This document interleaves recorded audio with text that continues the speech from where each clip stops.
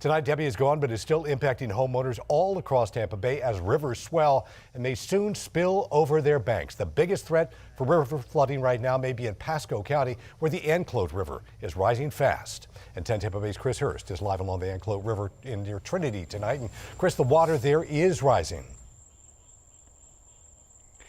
And David could finally crest at 22 feet. That's more than twice its normal level. We're here in Greenbrook Estates in the backyard of Robert and Margarita Bender, whose dock is normally about 15 feet above water, not almost underneath it. They tell me it's been more than a decade since they've seen the river this high. It was bad. We had rain sideways, we had trees moving, we had gusts between 40 to 45 miles an hour. Though the rain has given way to sunshine again, the water isn't leaving the Benders' backyard anytime soon. The water level is still increasing. Even by the hour, it's going up about a foot and a half at a time.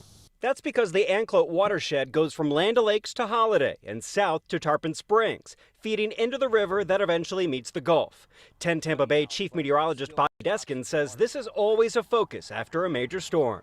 So usually those river levels will increase and crest, peak about 1 to 3 days after the rainfall event, depending on how much rainfall you see. Backyard docks that normally sit about 15 feet above the river are now almost underwater.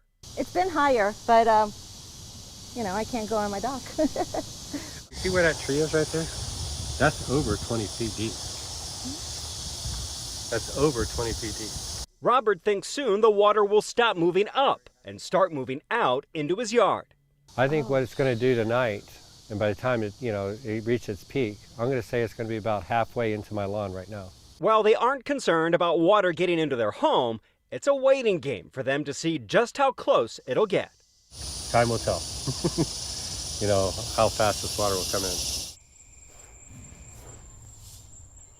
Now, this time tomorrow night is when the river is expected to be at its highest before it begins to then go down. But that will happen slowly, taking nearly a week to go back down to normal levels. Live in Pasco County, Chris Hurst, 10 Tampa Bay.